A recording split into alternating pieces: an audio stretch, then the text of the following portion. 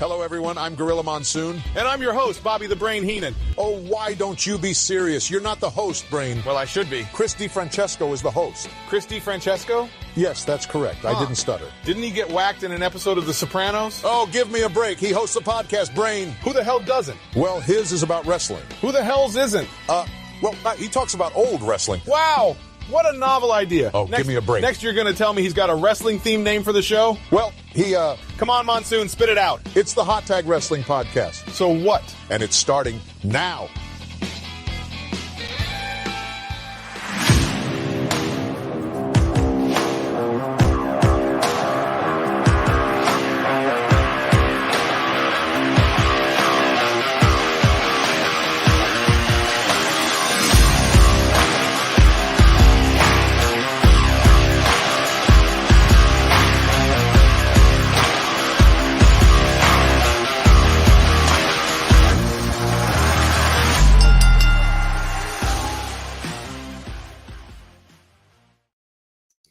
What is going on, everybody? Welcome to the Hot Tag Wrestling Show. Chris DiFrancesco, George Rogers is here.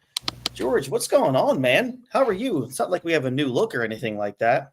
No, I mean it's weird. It's like the same old boring intro always. I do want to start that off. That intro that we just saw for the show was made exclusively by my cousin Gabby. I'm not going to give out any last names. We don't share her last name, but she's incredible. She's so talented. She's going to school for video editing, whether it's recording, television, any kind of, just any kind of media editing. That's what she's doing. That's her future. And I asked her to put something together for me like this, and she knocked it out of the park, I think. And we're grateful for you, Gabby. And, anything we need in the future, we're definitely going to go to her from now on. So thank you so much. I love it. It was like love at first sight. You sent like 3 different videos over because you couldn't pick on any one, but I mean, they all look great and it's amazing. For sure. And for those of you who also see the logo up top there, again, Extra Cooler, Nick Camia on Instagram at Extra Cooler. That logo, of course, chosen by George and I, is it's basically WrestleMania 41 turned into the hot tag. So it was like as soon as that logo dropped, I sent you a text. I was like, hey, wouldn't that look great to be a hot tag logo? And you're like, I'm on it. I'm on it. Yeah, we definitely took care of that. So tonight, what we are covering, we are going to be reviewing Night of Champions from last year. This is probably, other than like recapping a Rumble or recapping a WrestleMania, George, after it happens, this is probably the most recent show we've just chosen out of the blue to review. Am I wrong? Yeah, I mean, it really hasn't. I mean, everything else has been pretty much from the past because, we really enjoy looking at all the stuff from yesteryear. But I mean, this feels like yesterday. I know. It happened last year, like I said, May 27th. So we're about 12 days away from the 1-year anniversary, the nice old 1-year anniversary of Night of Champions. But look, I was like, I'm going to do Night of Champions. I thought it was a good show. From what I remembered, it was a really good show. George, I went back and I watched this, and I know you did too. This show was a banger. And, this was like 2023 was when kind of like Triple H kind of really started taking control of creative. And I feel like there was a time, George, in like 2023 going into 2024, where we are now, where it was like PLE after PLE was just a knockout, man. And this was one of them. What did you think when what did you remember of the show, firstly? And 2, your thoughts after watching it? I will tell you, as my memory goes from when I first watched it, this PLE kind of happened before a really rough time for me. Mm, So memory wise, if I'm going back a year, there's really only one or two things that kind of really stands out. yeah. Unfortunately, this PLE was not one of them, just Yeah. due to what was going on in my personal life at the time. Mhm. But going back and rewatching it, it was like everything clicked in. I was like, right, because it's like, oh yes, Mhm. that's right. Because I remember uh, the Bloodline was going after the tag titles, but it was Solo and Roman instead. I was like, oh shit, I remember the build up to that Mhm. because it was one of those like big moments. Like, oh, is this where the Usos are going to split up from the Bloodline? It was a whole thing. And then I even told you, I was like, this was a very like story driven event.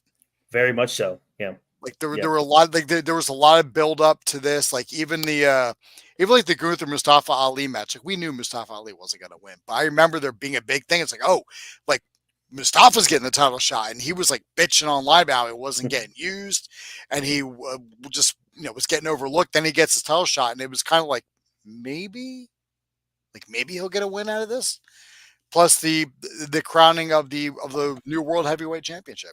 Yeah, absolutely. Which we'll dive into in just a few moments. But as always, George, we got to get to it, man.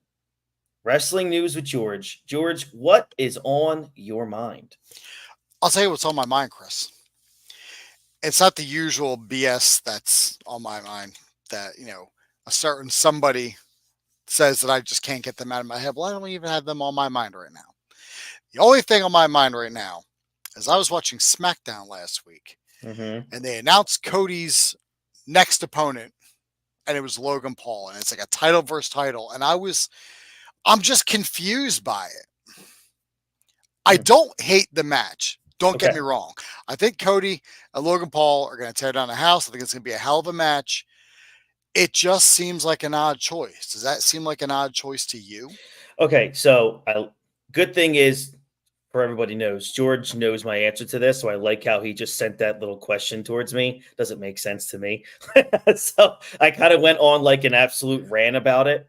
You And went on like you went on this like rant on it, and I'm thinking to myself, I was like, oh great, Chris is back off of wrestling again. Hot tag is no, no, done. no, no. Like I was just on a nice little heater for a while.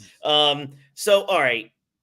And I know we don't like FDM at all. And I can't stand, this, he's not somebody I'm going to talk about often on this show, but, he did have a report.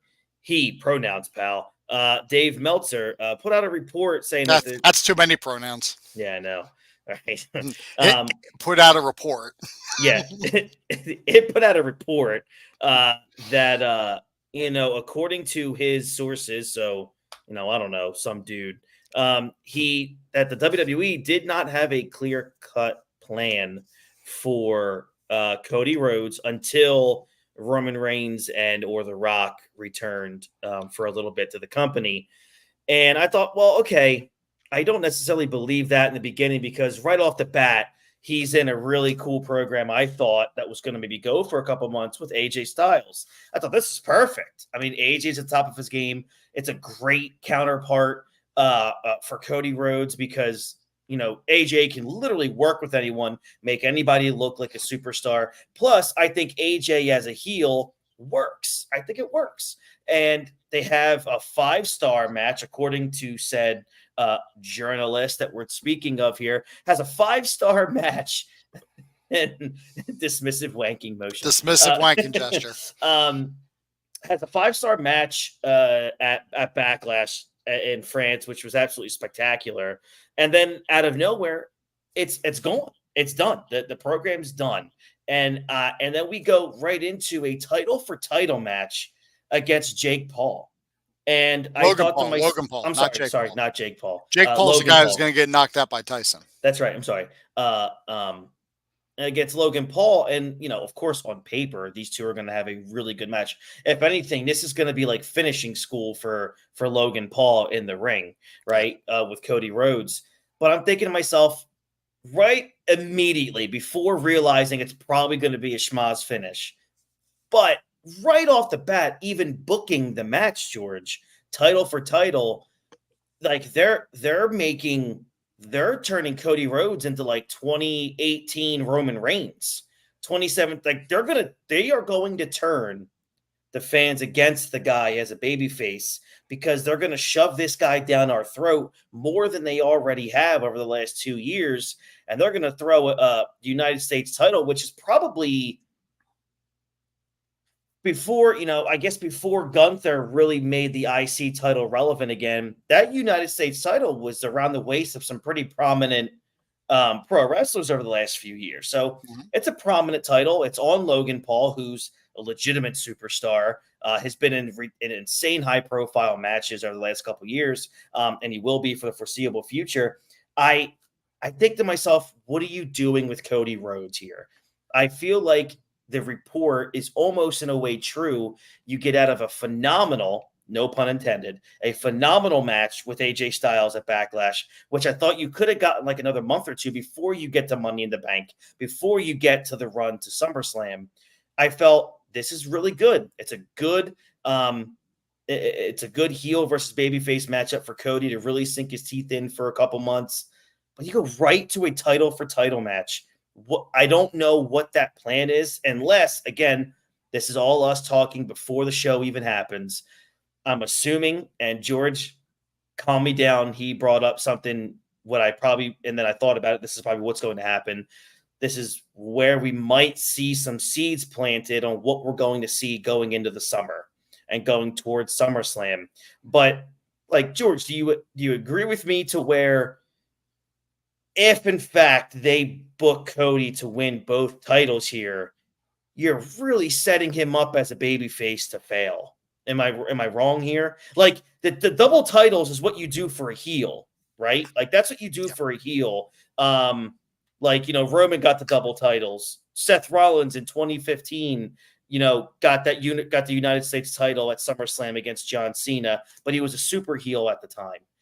Do you think the WWE are booking themselves into a corner here with their babyface if they book him to win both titles? The only babyface I seem to remember holding two belts. Cena. No, Becky. Oh, Becky, that's right. She was Becky two belts when she had both belts. I mean, she's the last babyface. I don't remember Cena holding two belts. Mm-hmm. When did Cena hold two belts? Cena, he held two titles. As we're talking to, we mean two singles titles, not like holding the tag title at like concurrently with holding another title. Wasn't he the world heavyweight champion and the WWE champion? I think that was when they merged the titles together. They merged the titles? Okay. Well, then that's what it was. But no, Orton won that. Because they held the titles up, remember? Orton was the first winner of that one because Orton was part of the Authority. Okay. It was when they merged them together, and then I think that's what led to, I don't know. My mind might be all over the place. I'm looking at photos here at Cena holding up the titles. Oh, well, maybe he did. On top of a ladder. I think that was when he won his 16th world title. I don't know. No. I thought when he won it, I thought the last world title he held was the one when Brock squashed him. Maybe. But nonetheless, you are right. I remember that being a live match. I think he was in. I think they were having like a title unification match or something for both belts, and it was going to be a ladder match with Cena and Orton because I think they were. But either way, yeah, you don't typically see faces holding two single titles at the same time. I mean, just as you said, with Rollins holding the U.S. and the WWE title, Jeff Jarrett at one point held the Intercontinental and the European title. I think D'Lo was the last face I remember, but before Becky because he was the Eurocontinental champion. Then Angle had that's something you do when you're trying to like bring up a heel, make him seem like more of a bastard. Mm-hmm. But if Cody does win this and he's the world champion and the U.S. champion, where does he go? Mm-hmm. How do you defend one of those belts and not deal like say hypothetical scenario? Cody's got both of these titles, and like say as an example, we'll just say AJ Styles AJ Styles can come out and challenge him. Yeah. So which title do you have him go for? It's like, oh, well, I want the US title, or I want like the world title. Everyone, like 10 people out of 10 are going to go for the world title. Nobody's going to come out and be like, well, I want that US title instead. Like that's right. That's horrible, because that just, from a logic standpoint, if you're going to go toe to toe with the world champion, you go for that belt, not the secondary title. Yeah. But my thought process on this, after me looking at the TV and cocking my head sideways and going, is this, I think this is going to be a setup for Roman to come back. I think Roman shows up at King and Queen of the Ring. He doesn't have to do anything. But what I think is, if I'm predicting and just, and throwing it out there in case if it happens or not, I think this new bloodline of Solo and Tama Tonga and Tonga Loa, I think they interfere in the match, take out Cody, like Logan Paul makes like a sneaky, like cuntish heel exit, as you would predict a heel to do. And then, like, when he shows up later, he'll be like, "Oh, I successfully defended my title." He can basically say, "Oh, I did single-handedly." That typical heel shit. But I think the blood wipes out Cody, and then Roman just shows up on top of the stage. Okay. He doesn't do anything. He just comes out. Maybe just stands there. Because we already kind of got a little bit of seeds planted from SmackDown, where Solo said that he was in contact with Roman, but like Paul Heyman wasn't. So maybe if Roman comes out, it can be, hey, was Solo actually in contact with Roman? Or is Roman coming out to being like, hey, this is my bloodline, what are you doing? Kind of scenario.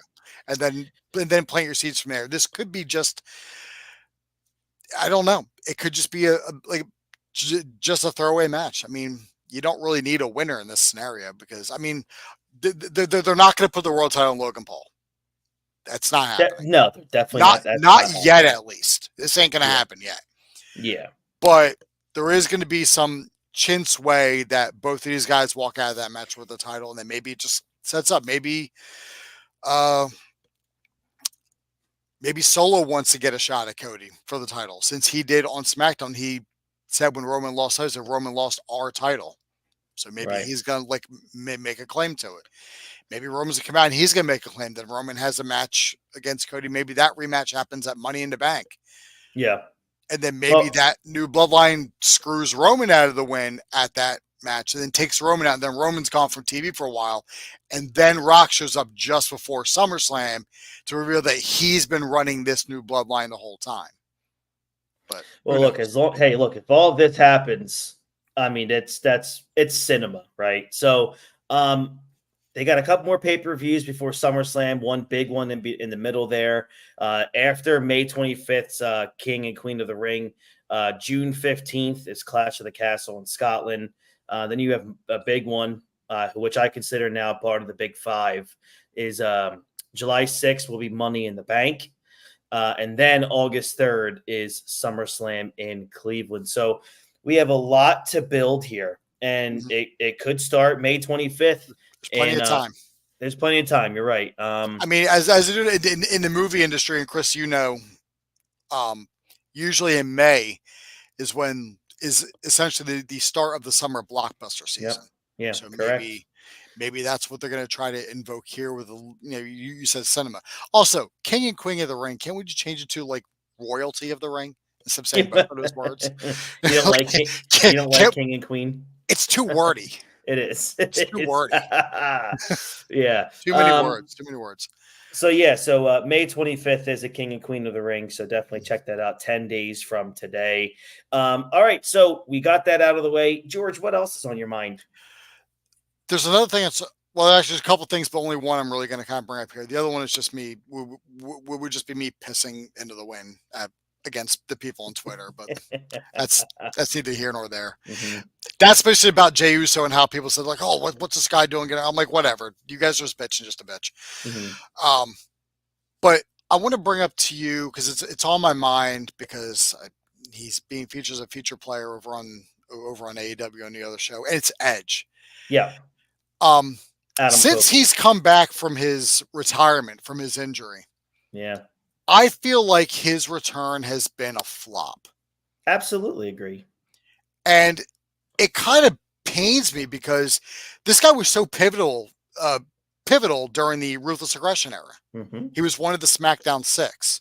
I mean, Yeah. when he won his first title, cashing in the first ever Money in the Bank on John Cena, I mean, it was fucking wild. It was. This guy was established as one of the top heels of the Ruthless Yeah. Aggression era, like even going into the PG era, because he was out like what 2011 he was gone Yeah. Yep. 2011. Yeah, 2011. Yep. I mean, this guy he was a top star, Yeah. and I feel like ever since he's come back, it feels like there's just some magic lost. Yeah, and we talked about that over text, and I kind of brought up two things that I thought derailed him. One, and it really hurt a lot of people. It hurt him because of how he returned and then what happened. He returns in like shockingly at that Royal Rumble at Chase Field in front of live fans, and then boom, the pandemic hits, and Edge is thrown in these matches where that piece of shit Vince McMahon, he has the match billed as the greatest wrestling match of all time against Randy Orton in front of nobody. And then, he has Judgment Day, which I really thought was in Edge's wheelhouse.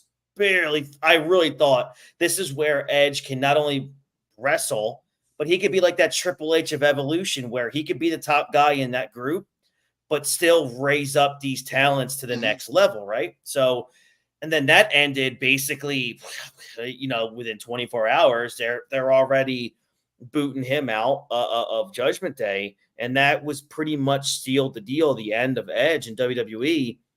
And then he gets to AEW, and I'm going to be very transparent with everybody. I have not seen one thing that Edge has done in AEW. George is our AEW pay attention, or in a way, he pays attention in some facet.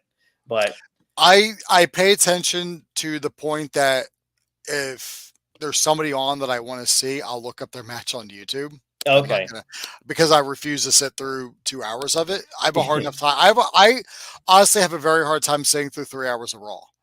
Right. Yeah. And I'm invested in that show, and I really don't want to. So I'm not going to waste my time on something I'm not invested in. However, I do wish Xfinity would carry the channel that TNA is on, because I really want to watch TNA. But yeah, that would be nice. It just will not. It just doesn't. It just I can't find the channel. I don't know. I don't know if it's on some invisible number. Hey, Access, put it on. Relinquish your stupid rights with it and let it get on a real channel that people can see, and maybe your viewership will break 200,000. Yeah. But yeah, I admittedly don't know a single storyline that's going on in All Elite Wrestling, and I do know, and I read things once in a while about that company, about how disappointing Edge's run has been. And I saw you guys shared it in the group thread that he's going to be in some barbed wire cage match. I'm thinking, dude, this is Edge. Like you're literally one of the most, not one of the most, but you're probably top 30, top 40 of the most iconic professional wrestling names of all time. And I just feel like this just has continued of nobody cares what he's doing. Nobody cares. If he went away tomorrow for good, I don't think anybody would care. And I'm not saying that to be disparaging towards his legacy or what's left of it. I'm not trying to, disparage the greatness that was Adam Copeland or Edge. I'm just saying he's gotten to a point now, whether it was the pandemic, whether it was Vince McMahon's booking. I just feel like his decision to go to AEW, to a company that has no idea what they're doing with anybody in the company, especially anybody who's considered a top star. I think he's embarrassing himself. And it really hurts me to say that, because George, I remember us talking when he made his return a couple years ago. I thought, man, the dream matches that we can get out of this guy for a long time. We just did not get it. We got nothing. That it bothers me. I'll agree with you. That's the pandemic hurt everybody. It's no. It did. It's And not. I don't It's not understand. live, but at the same time, you know, when he comes back to Royal Rumble and then his Mania match, which was it was the empty arena. It was empty arena at WrestleMania. What was it 37, 36? Either way, but it was a last man standing match that went on for 30 fucking minutes. Yeah. Like, I mean, him and Randy, excellent chemistry in the ring. Yeah. No, I have nothing bad to say. And then the quote unquote greatest wrestling match of all time. Thank you. Would have been the greatest wrestling match of all time if it wasn't a cinematic match. And Agreed. that was my main issue with that. You can tell it was from the camera angles because it's like this. No, these camera angles do not just happen. Yeah. Like this is, there's some shit going on. So, I mean, Judgment Day would have, I think he definitely would have killed it with Judgment Day, but I really think so. It would have been awesome. Well, there's a lack of faces. Let's just turn Edge face and get him out of his group. Well, great. So then Judgment Day for a while was just floating around. Yeah. As a group of mid-carders. Then they get Rhea and they got Dom. And it's like, all right, this group is kind of starting to go somewhere and take off. Then, you know, Finn and Damian held the tag titles. Damian is now world champion. And Finn and JD now have a tag team title match at King Queen of the Ring. So there's life in Judgment Day. There is. But I would have liked to have Edge at the center of that as that voice box. Exactly. I would have loved to have seen where it could have gone. That's like, and with him being Judgment Day, that's, you know, what I told you is I would have, rather than have Seth win that inaugural World Heavyweight Championship, I would have rather Edge won it. Because then it could be like Edge got back the title that he never lost. Right. Because the title was retired in the time that he was gone and then came back. So that would have been nice. Then you could have had Seth beat him. If Edge is heel in Judgment Day, which he would have been, that would give Seth like something to overcome. You need a strong heel for your face to overcome. It's not when you get behind your face. But then, you know, Edge goes to AEW. I know he wants to face Christian, and I get it. Yeah. He's that, but now the feud with him and Christian has been beaten into the fucking ground. Yes. And like I know they had a match for the TNT title, like late last year, which Edge won and then lost to Christian 3 minutes later. And then Edge beat Christian for said title in like another no disqualification match. And now he's having like a barbed wire cage match against Malachi Black. Yeah. Listen, Malachi Black is a great wrestler. Edge is a great wrestler. But 2024, George, Edge shouldn't be wrestling the Malachi Blacks of the world. No, but they also don't. Edge at 50 shouldn't be doing barbed wire cage matches. I agree. He's hitting Sting territory at this point. That's Sting was just doing all these joke matches. Yeah. And this is I think is the problem. This is where they're getting it wrong with Edge. The guy's a legend in the business. Yeah, he's in the WWE Hall of Fame. Why is he not being portrayed like a main event star? Why is he not being portrayed like Chris Jericho? Why is he holding a mid-card title? Yeah. He basically came out of retirement to go jump in the mid-card in another company. Jericho is a whole other fucking nonsense. That man's got way too much creative freedom, and someone needs to rein his ass in. Well, to be honest, George, do you think the AEW run, and you know, Nancy brings up a good point here, makes you wonder if this is how he envisioned his AEW run.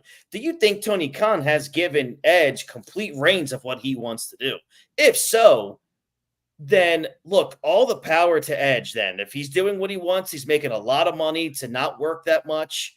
Good for you, buddy. But I feel like I don't know, man, because I think the inmates run the asylum over there. Yeah. I mean, it's clear that everybody is kind of doing their own creative thing over there. And that's fine. I don't knock it.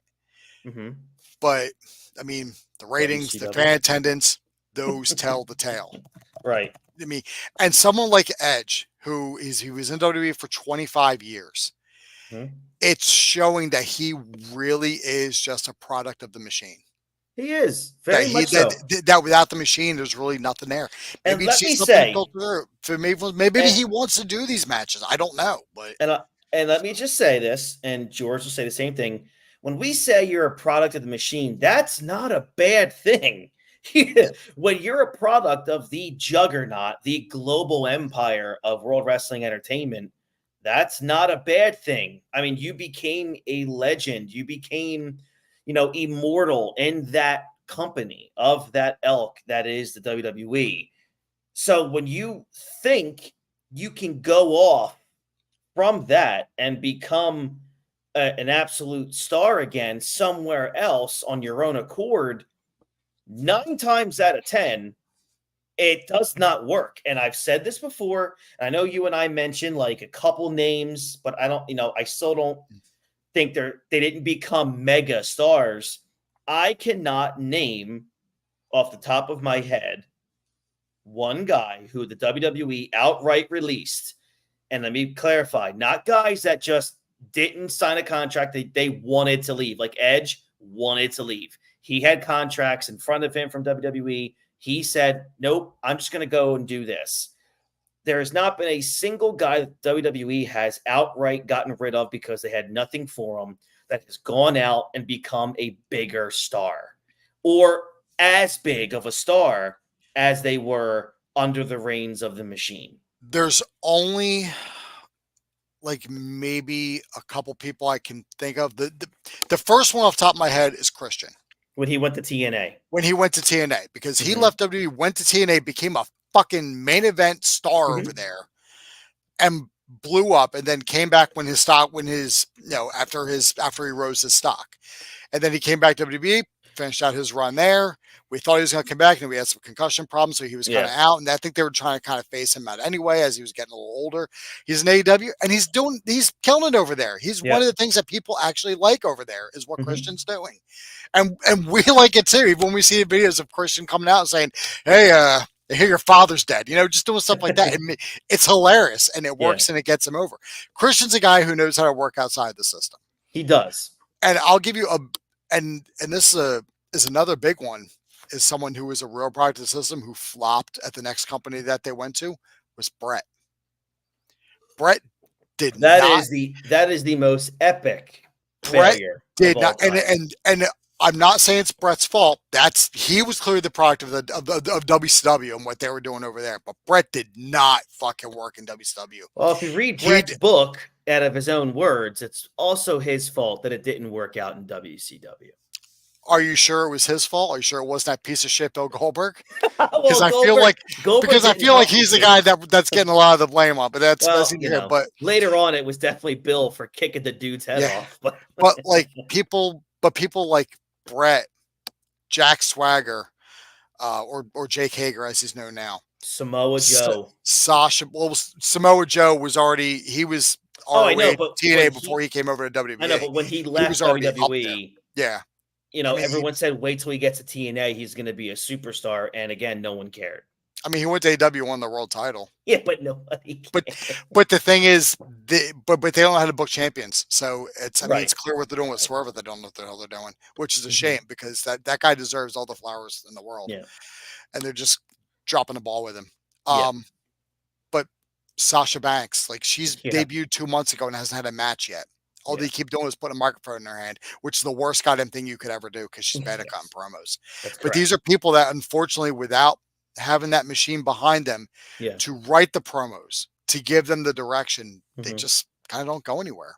Yeah, I agree. But I want Edge to succeed in AEW. Me too. Yeah, me too. He's the guy that they should be looking at saying, this is the guy that we want to be. Yeah. The level of stardom and respect and career that he has, that's what we want. I'm not looking at Chris Jericho saying, yeah, I want that. I don't want that. I don't want to be that. I don't want to be that now. Yeah. But unfortunately with Edge, no one has gotten over being in a promo with him or in a program with him. He hasn't gotten anyone.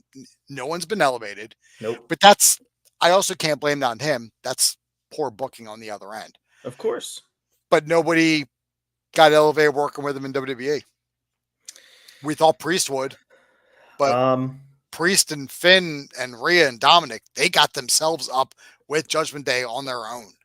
Yeah, and also the guys that he did wrestle necessarily didn't really need to be put over because they already were. I mean, Priest probably could use like a little bit of a jump just because we Priest could didn't have know used it. because we didn't really know what he was going to do once he got to the main roster. I mean, he Yeah. won the U.S. title. Then it seemed like he was kind of just sitting around for a little bit before they put him in Judgment Day. And I mean, look at him now. Now he's world champion. Yeah, man. He's world heavyweight champion. Although they do need to give him some fucking opponents. Well, I will say, I mean, we talked about this earlier. You know, the Raw rating came out and it was really bad, like a 1.58. But again, we have to preface all of this. Raw is missing like 4 of the biggest stars of the entire company right now. So that's really difficult to be without. It's hard to be without 2 guys or girls, let alone 4. You know, you're missing Rollins, Punk, McIntyre, Rhea Ripley. You know, just naming those 4. I think Drew's coming back. He should be back. Yeah, he should. Yeah, because he was already in the ring on Monday. In garb, ready to go. But. Yeah, so I'm assuming he'll be ready to roll. I'm assuming they're not going to rush him back, but I think Lashley's also still hurt. So man, it's hard for Raw to really plan for the next few months when you're missing 4 of the biggest cogs in the wheel there. I also don't think Lashley was actually hurt. I think they used an injury excuse on him to put somebody else in that match with Tama Tonga just so he didn't look like ass when he gets beat by Tama Tonga. Right. That makes I think that was a decision to protect his character. All right. So before we get to the Night of Champions, you got anything else in your mind? Nah. Okay. So before we get in the Night of Champions 2023 here, we're 37 minutes in. We're just getting our pay-per-views. That was fun. I kind of want to give everybody, I'm going to promote this for the next few months before we get to it. So I was walking our dog the other night. It was like, George, what was like 11:35? I called you at night. It was way past any acceptable hour to be making phone calls. Well, I'm sorry. I had to do it. And so I'm walking our dog and I'm thinking of, man, what can we do starting in September? Because August is kind of easy for me to program because it's SummerSlam month. I can sneak in like a WCW pay-per-view in there. And just it's August is always like the easiest month for me to program outside of March and April and January. So other than that, I have to come up with a schedule. So I'm walking the dog. I'm thinking about what we're going to do for starting in September. I thought about a couple ideas regarding, watching Raw and SmackDown, blah, blah, blah. And then as I'm literally voice texting George, I'm in my head, I thought, when did WCW Nitro debut? I Google real quick first, WCW Nitro, September 4th, 1995. And that light bulb, 10 of them went off in bubbles above my head. And I said, George, why don't we start in the very first week of September? We go on every week and we recap the Monday Night Wars week by week. And I thought, man, I don't think that's ever been done before by a podcast. I mean, it's kind of difficult to do me, but I don't think anyone's ever done week by week. I've seen WCW podcasts go week to week of Monday Nitro. I haven't seen anybody say, you know what? We're going to watch the Monday Night Raw and Monday Nitro that oppose each other that week. Let's watch them both and let's go over them and kind of recap. And then we'll decide who really had the better show that week. And we'll break down the ratings. But I figured let's do the Monday Night Wars week by week. And I feel like my own personal fanboyish doing something like this, George, I felt like this was a really cool idea. I think it's going to be really cool to look back almost 30 years ago and go week by week and really kind of find out, man, was Raw this bad? Was Nitro this good? And I think it's a really cool concept for us to go back to the Monday Night War and really go in depth with it. Yeah, I've only seen one other YouTube channel do that. Damn it! But this is great for us because I am constantly going back and watching all the episodes of Nitro and like Raw, mainly just because I'm bored. And it's yeah. And I was like, then I was like, let me see. I'll look in the description. Like, oh, like who had a match? Like, all right, let me go see this. Let me go check this match out. But when you said it to me, no, this is going to be great to kind of get our perspective and put these Yeah. and give our own spin on it.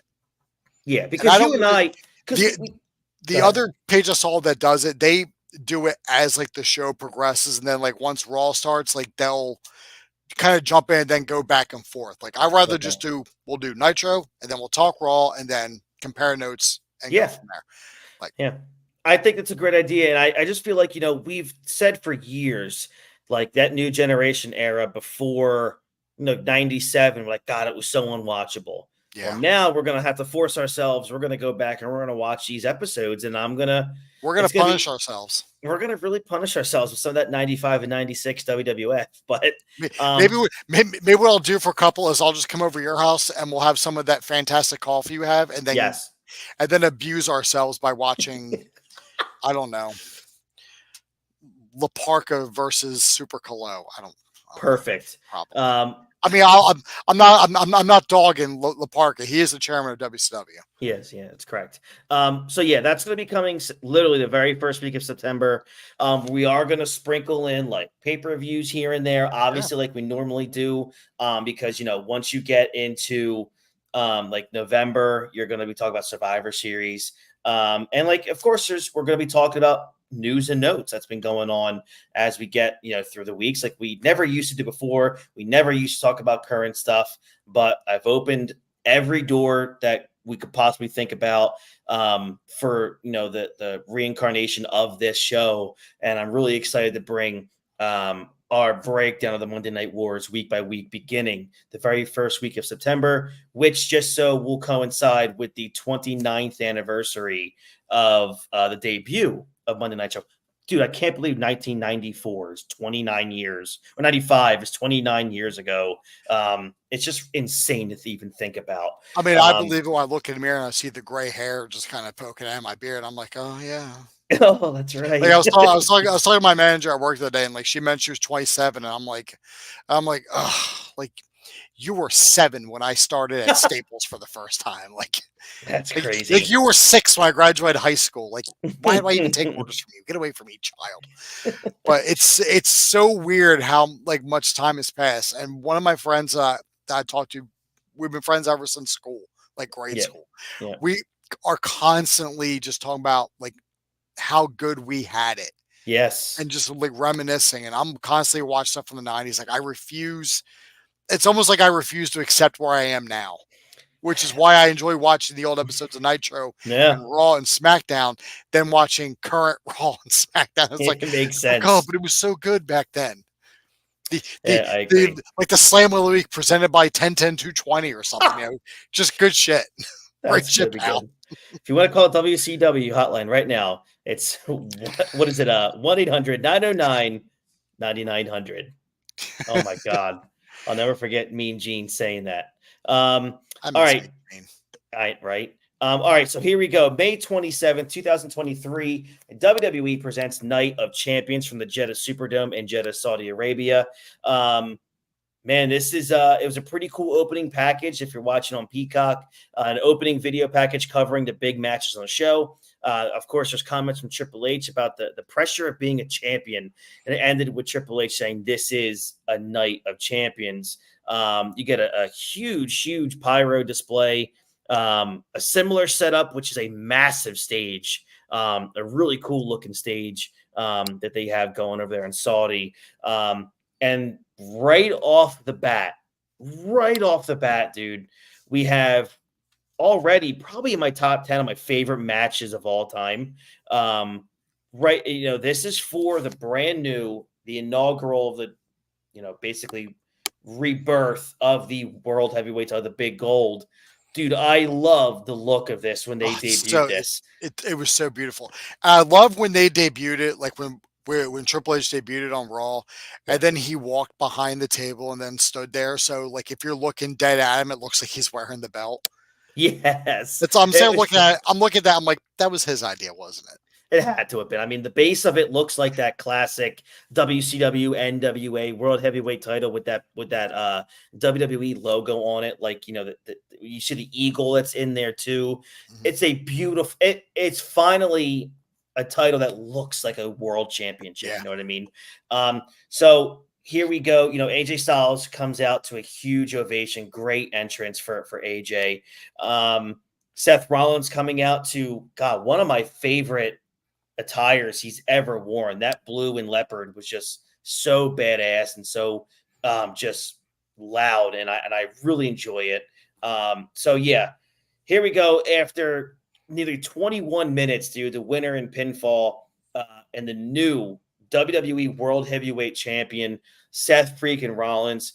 George, I gave this match 4 3/4 stars. I thought it was just out friggin' standing. They both hit pedigrees in the match. You know, Rollins was the only one to hit his own finisher to get the win. Shocking, right? We actually seen someone do one finisher and get the win. That never happens. No, I felt like the right guy won because Rollins, you know, he was a top face on the Raw brand. He was that guy that's been out there every week, every live event. He was a guy carrying the flag at the time for the WWE. You know, he hadn't held a world title in a few years, and it just made sense to me. I thought it was one of AJ's best singles matches in a few years. It really was. I don't think Styles was losing it or anything like that, but No. I also don't think he had as great of a running mate as he had with Rollins on this night. But there was just some really cool, you know, moves in this match that I really loved. You know, I thought it's a memorable match. At the end, you had Triple H coming into the ring, given, you know, his plan B, for those who've been watching wrestling for a while for the last decade, coming out to as an original plan B, smiling, having a great time, a really cool moment with Triple H handing him that new world title. Dude, what did you think of the match and the overall presentation of this one? It was a hell of a match. Great match. I mean, Rollins and AJ have amazing chemistry together. Undeniable chemistry. They work man. so well. And hey, Yeah. look at AJ in that match, and then go look at AJ now. Oh God, I know. That man's He's a on the mutant now. that man's on that good shit. He's on that Randy Orton diet. Yeah, let me get some of that there, AJ. Yeah. I'll take a cup, fill it to the brim. Yes, please. And for a split second, I thought Triple H was going to attack Rollins. I'm like, oh, he's gonna beat his ass right here. I'm like, I'm the real world champion, and walk away. But this actually came as a bit of a shock to. I mean, we pretty much figured Rollins was going to win, but I know it was being reported that AJ was going to be the favorite to win the match. I remember one of those fucking dirt sheets. One of them is either Fightful or Sean Ross Sapp. Or a piece of shit Meltzer, because they were someone's like, oh, AJ's a favorite to win. So like, oh, like AJ might win this. It's, you know, well, why not? Then I remember Rollins. I think Dean was over when we watched it, and I remember him going, fucking course. And I think he left not long after that because he wasn't staying. He wasn't staying for the whole show. But I mean, I want to see more of, like, I want to see another feud with AJ and Rollins. Like, give me more of that. That's the good stuff. Just hit it right in my veins. That's it's beautiful. I agree. Just a spectacular match. I mean, these two guys have had, you know, two of my favorite matches ever. If you guys really want a really fun Seth Rollins, AJ Styles, go back to Money in the Bank from 2019 and just watch an absolute spectacle of a pro wrestling match between these two. So definitely go check that out. So our next match here is, you know, they go from two massive stars to another match of two massive stars here from the women's division. Becky Lynch versus Trish Stratus. This was, you know, almost a 15-minute match. Trish Stratus gets the win here by pinfall. George, these two girls, ladies worked really well together. It was very believable. Trish proved that, man, that chick can still go. And that was one of my biggest fears when Trish came back. Like, because it was such a dynamic shift. Yes. From where women's wrestling was. Yeah. When Trish was on top and where it is now. Yes. I was like, I hope she's going to be able to kind of keep up. And the Yeah. times are different now. She's worked with people who actually know how to work. No disrespect to Yeah. Lita and Molly Holly, but let's be honest. We know where Yeah.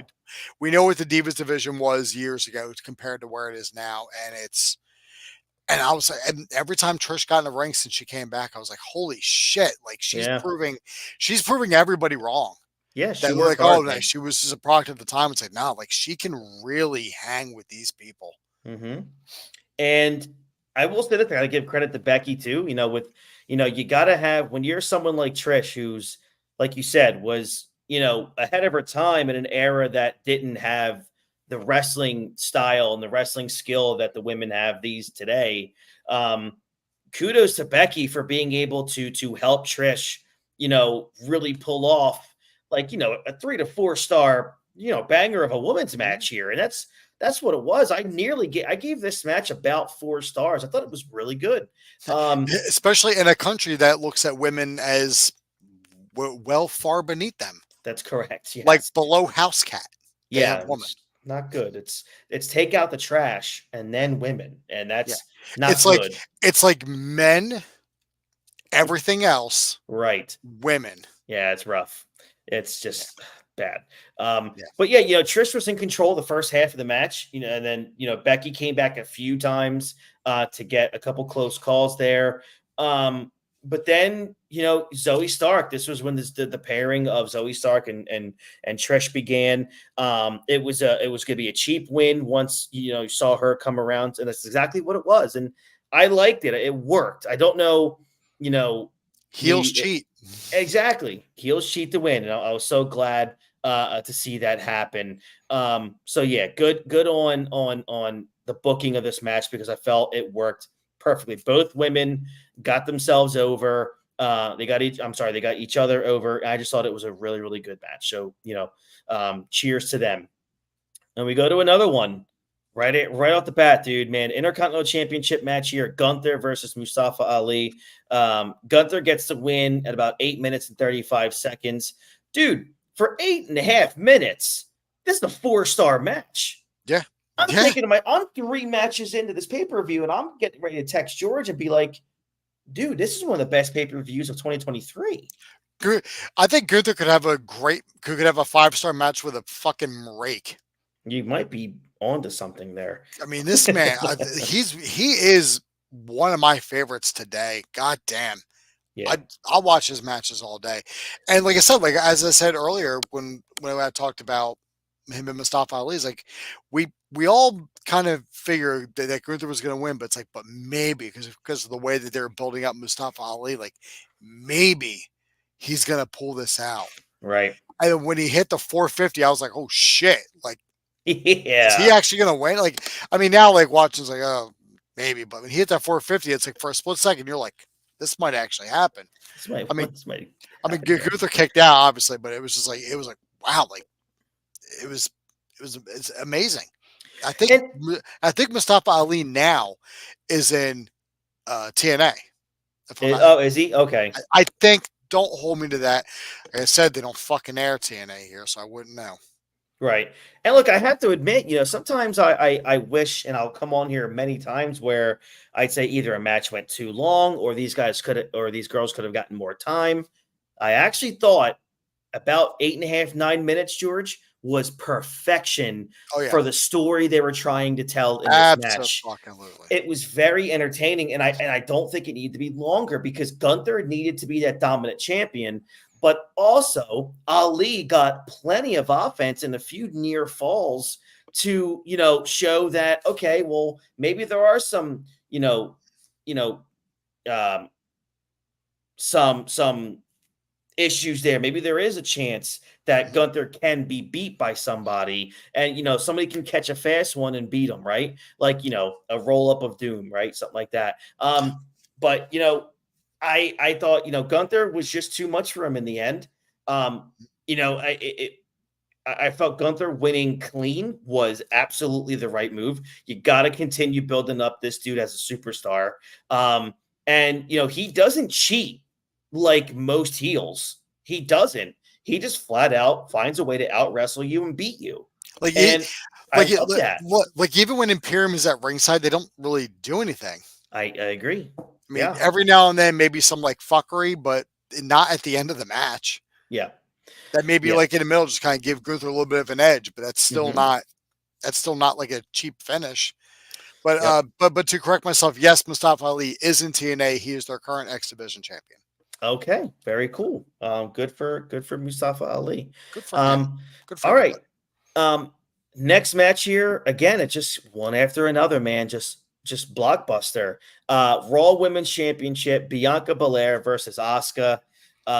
This one ended at just over 15 minutes. We get a new Raw Women's Champion here, which stunned me, by the way. I forgot this even happened, but Asuka is the new champ. I gave this match again 3 3/4 stars, just about 4. I wrote down here 4 stars. If I watch it again, it could become a 4-star match. I thought this was just as good, maybe a smidge inferior to the WrestleMania match. Asuka being a heel made this super interesting because you saw the cheating at the end.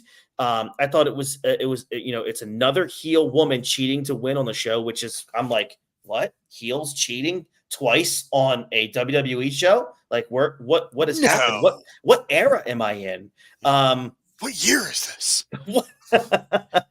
I feel like I was in Jumanji for a second. You are. Apparently I am. I didn't think they would do a title change. Just because I know Asuka's heel turn happened going into this match, but I thought, man, they're going to give Bianca maybe another month or two, right, to get to SummerSlam. But boy, that ending was incredible. Asuka using the mist of the eyes to get the win shortly thereafter. This ended Bianca's title reign at 416 days. What you thought about this story and the match? Another fucking banger. Just Yeah. another goddamn banger. The only thing I really didn't like was her using the mist. Not because she used the mist and actually connected with it, but because she missed her hand and then rubbed it in Bianca's eyes. I was like, okay. I guess that's something. I like it. But whatever. It worked. And it didn't hamper that much of the match. It was just me going, okay. Yeah. And then of course you need, one of those get me up matches where look, I gotta go get popcorn, I gotta go pee. SmackDown Women's Championship here, Rhea Ripley versus Natalya. Look, I think this was just, get in and get out, look dominant. Ripley wins in 1 minute and 15 seconds. Yep. It was a dominant win. Yeah, this is like if you're going to the bathroom, I hope it's a number 1. Yeah, because if it's anything else but that, you're already going to go into the next match. But look, it was what it was. Natty is what she is at this point, even for the most point. She's a glorified enhancement talent for the women's division. And again, it's not disparaging. She's made an incredible career out of it. She's going to be probably a trainer for the next 30 years of her life with the WWE. So good for her on that. But yeah, it was what it was. I was happy it was over. For everyone who says the Hearts are the greatest wrestling family, Natty is my argument. I mean, aside from Smith Hart, but definitely Natty. Yeah, I understood. I mean, Seth freaking Rollins, a new WWE World Heavyweight Champions, interviewed by Byron Saxton here. Rollins made Saxton introduce him twice. That was funny. Rollins said it's been nearly 4 years since he won championship gold. He goes on to say that he'll be there on Monday Night Raw and every single Monday night moving forward, saying that he's a visionary, a revolutionary, a world heavyweight champion, and that he's Seth freaking Rollins. What a liar. He hasn't been on Raw since WrestleMania. Yeah, that son of a bitch. Yeah, you fucking liar. You should have gotten surgery and right back on Raw the next day. Yeah. Coming up here. Some visionary. A video package airs to set up Cody Rhodes and Brock Lesnar. It's a rematch from Backlash from 3 weeks prior. Lesnar comes out, makes with a loud ovation, man. He looked massive, by the way. So, of course, Cody Rhodes coming out to a huge ovation from the crowd. Yeah, this is, Cody Rhodes versus Brock Lesnar. This one goes just under 10 minutes. Brock Lesnar gets the win by submission. Obviously, we know the story going into this is Cody wrestling with a broken arm. But I will say, I still gave this 3.5 stars, George. I thought it was a very good match for something that was kept under 10 minutes. The story was really good. It was captivating. It kept me intrigued. They could have booked this in a way to make Lesnar look very dominant, but Cody managed to get a lot of offense and look competitive throughout the match. But I still think it did its job for Brock Lesnar. What was your thoughts on this story and the match here? Absolutely. It was another hub match, but Brock's matches don't need to be long. No, I agree. Like, Brock's just there to hit his spots and then go back to that farm in Saskatchewan and kill more boar with his bare hands. But I mean, I actually forgot about this match until I rewatched it. I was like, oh yeah, that's right. They had Cody and Brock had that feud that went right up in the SummerSlam. Mm-hmm. And they worked really well together for a couple of guys who never worked together before. Right. You yourself have always said, if Brock's got his working boots on, he's gonna make you look like $1 million. Absolutely. And that is exactly what he did. Mm-hmm. In this feud with Cody, it made me believe that Cody was world champion material. See, guys, there are times I do say poignant things that people remember. See, I do. It does happen.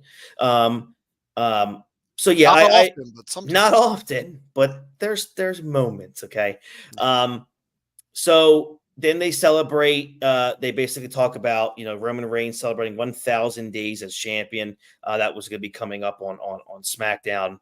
But here we are, the main event, man. Undisputed WWE Tag Team Championships are on the line. Sami Zayn and Kevin Owens versus Roman Reigns and Solo Sikoa. By the way, this Roman Reigns with the red gloves, red boots, I got the action figure of that. Oh, boy, do I love the red gloves and red boots. But you're not bragging about that. No, I'm not bragging at all. Not at all. Not at all. This match goes just about 26 and a half minutes. The winners by pinfall, Sami Zayn and Kevin Owens. I gave this 4.5 stars. Lot to digest about this main event, George. I'll start with you, man. Your thoughts on this slobber knocker. I actually thought Roman and Solo were going to win. Me too. I was like, no way they're going to have Roman lose. But then I remember, oh yeah, somebody else in the match. He's going to eat the pin, and of course, Solo is going to be the one to eat the pin. Right. But I mean, this was just continuing the Owen Zayn bloodline feud that started back in. Actually, hell, it even started before that. It started at Survivor Series the previous year when Sammy, basically allowed Roman to beat the piss out of Owens in that War Games match. He was solidifying himself being in the bloodline. And then Sammy turning on the bloodline, having the title match, was an Elimination Chamber. Mm-hmm. Before, he had that title match in Montreal. And then, the arguably the feel-good moment of WrestleMania 39, Owens and Zayn winning the World Tag Titles. Yeah, man. Or the Raw and SmackDown Tag Titles from the Usos. Like, it was like the feel-good moment. And fuck you, Ric Flair, for thinking that your dumbass daughter should have main evented night one. No. That was always going to be the main event. There was a legitimate story between Owens and Zayn and the Bloodline. That's what people wanted to see. Nobody gave a shit who Charlotte was facing. I don't even remember who she faced. Hey, look, Ric Flair criticism is always acceptable on this show. Go drop $1,500 on another pizzeria and then get drunk and try to fight people. You fucking idiot. Stop being the gimmick and just be an old man, Rick. I know. Yeah. So as a story, I thought this was great. The problem I had a little bit was, with the referee bumps, and then it takes I felt like 10 minutes for another referee to get in there. I thought the ref died when Roman speared him. That's what I thought too. I'm surprised he didn't just explode and just meat and blood fell over the crowd. Well, let's get another ref in here, I guess. I guess it was just time, to build a story. You know what I mean? It's not like the new referee will say it's a DQ finish. So I guess to me, it's all about the story in this case, and it was an amazing one, man. It got genuine reactions from everybody in the crowd because everybody was just so invested, and we still are. Anything the Bloodline does, we are watching. We're paying attention. We're finding little Easter eggs, possibly what's being planted right now for the next week, the next month, the next 2 months. You know what I mean? So I thought it was booked very well. And all 6 of these dudes, man, did their jobs perfectly. They were spectacular, all of them. The finish was fitting because the Bloodline has won in cheating, cheap ways so many times. So now Zayn and Owens got the benefit from all the chaos to get that win. So, for people that wanted Reigns to get pinned for the first time since 2019, that didn't happen, and I'm happy it didn't happen. I'm not shocked that Solo took the pin because I'm pretty sure all of us kind of thought, well, if Roman and Solo are the tag team, Solo's going to be the guy probably who's going to take the pin here. I am happy that Zayn and Owens retained the titles. And yeah, I gave this 4.5 stars, man. What did you give it? I don't really give the star ratings. Yeah, you don't do star ratings. Yeah, I leave that for you and for other people who write articles that people pay for. You don't have to pay for this one. I do the star rating because a lot of people that watch probably do the same thing. And this is free, folks. You don't have to pay $5.99 a month to hear us. But if you want nonsense. to, I'm all about it. Yeah, you can send the money directly to Chris's account. Yes, and then he'll just buy me a cup of coffee. So that's correct. It all works out. I'm cheap. I work for coffee and Primo Hoagies if Dean's involved. That's fine. It was a hell match. I did not expect Jimmy to be the one to give the super kick. Yeah, I agree. Yeah, I did not expect that either. I also forgot that the two of them were left the Bloodline, and then Jimmy went back, and I was like, oh, that's right. Mm-hmm. That's right. Yeah, after the match. The first time I watched it, it was a rough go for me. But rewatch, I'm like, that's right. Like everything started kind of clicking back in. Yeah. So we get to the end here. This pay-per-view, this PLE went about 3 hours and 15 minutes. So my final thoughts on this, man. What do you give this show out of a 10 and why? Solid 9. Every match, aside from Rhea, Squash, and Natty, was a fucking banger match. Yeah. There was nothing to fast forward. Yeah. Everybody went in had a great work rate. Yeah. And kept everybody intrigued and entertained. There were stories to be told, there's storylines building. But this is what you want. I don't just want to see 2 people going out there and having a 20-minute match with no build. That it's like, oh, this is a great match. Like, well, yeah, it's a great match, but why should I care about the match? Yeah. Is anything going to happen? Is there going to be repercussions for the loser? Is the winner going to benefit anything from it? Why are these 2 even having a match to begin with? That's a big thing now I'm seeing on Twitter is people, every time a match goes up, there's always some asshole who comes, well, where's the story? It's like you guys clearly don't understand professional wrestling. It's essentially, and I'm not saying this in a derogatory way, it's a carny act. It always has been. But to keep people invested, you need to give them a reason to want to watch. Do you watch Marvel movies because you want to see Chris Evans act? Or do you watch it because you want to see what Captain America is going to fucking do? Like, I can go watch him. I can go see any movie in the world I want that's going to have my favorite actor in it. But if it's a shit plot, that's a bad fucking movie. I agree. Anybody. I love when people talk about the theater of pro wrestling and they criticize people who watch it. My response to them is, well, then look, do me a favor, do not watch another movie, do not watch another television show, sitcom, or anything like that ever again. I hate to Because I hate to it's the break it to everybody. same thing. Hate to break it to everybody, but Thunder Mifflin is not a real company. That's correct. And by the way, the building's not even really in Scranton. It's in a lot in Los Angeles. So enjoy that one. Um, I think we just shattered everyone's I think we just shattered everyone's mind. We're like, what do you mean it's not real? exactly. John Krasinski really isn't named Jim Halpert. So look, I gave this show also a 9 out of 10. To me, if I look back of what's going on in 2023 up until this point right here, there was not a bad show yet. No. Obviously, my favorite match of the night is the opener, was Rollins and AJ, with Seth becoming the new world heavyweight champion, because it's a very notable moment in the new Renaissance era of the WWE. We are crowning a new world heavyweight champion, and Seth is that guy. They had plenty of time. They told an incredible story, and of course, they delivered a classic in the ring. In terms of story in this show, you really can't beat Zayn and Owens beating Roman Reigns and Solo. It was fantastic. It was like another twist to the Bloodline saga. After Jimmy kicks Reigns with 2 super kicks, and there's the ref bump, and were Zayn and Owens going to get screwed out of their titles? They weren't. Reigns' team lost. And the fans were just into it from the start to finish. Just amazing. And then, obviously, to be honest, the underdog of this show that doesn't get enough mention, honestly, is Trish and Becky. Was way beyond my expectations. When I saw that this match was coming on second and I'm watching the show, I'm like, I might want to skip over this.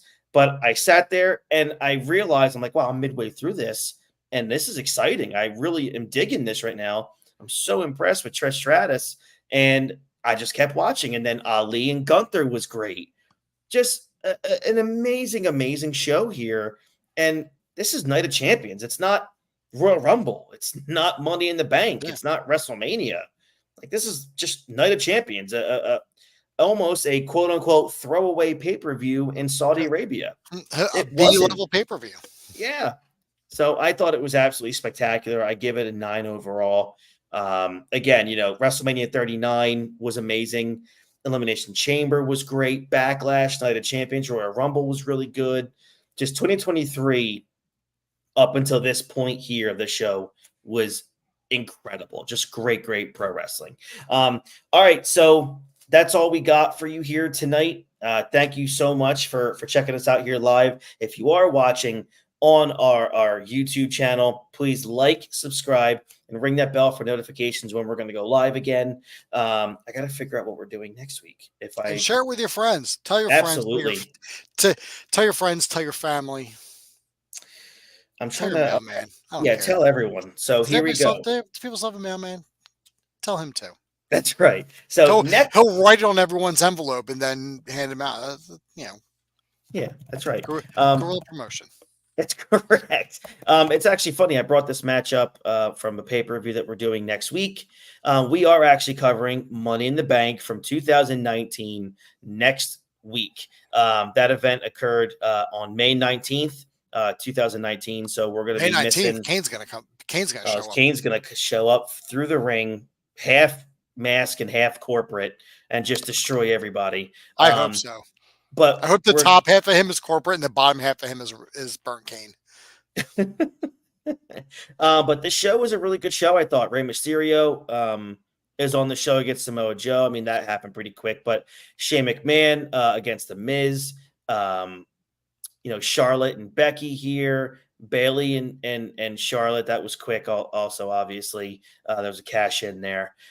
Roman Reigns, Seth Rollins against AJ Styles, Kofi against Kevin Owens, and then Brock Lesnar defeating everybody in the Money in the Bank ladder match. So we're gonna talk about that show next week here on the Hot Tag Wrestling Show. So again, thank you so very much to everybody who's been watching and subscribing to our channel. following us on Instagram at the Hot Tag Podcast. Head over to SeatGeek.com right now. Use our code Ring the Bell for $20 off your very first ticket purchase. And of course, always head over to Manscaped.com and use that code HOTTAG20 for 20% off plus free shipping worldwide on your Manscaped order. I think that's all I got for everybody. George, thank you very much, man. This was fun. Yeah, man. Every week. I love it. I can't wait till next week's show. Very much looking forward to it. All right. I'm Chris C. Francesco. That is George Rogers. This is the Hot Tag Wrestling Show, and we'll catch you guys down the road. Have a great rest of your week and weekend, everybody. Bye-bye.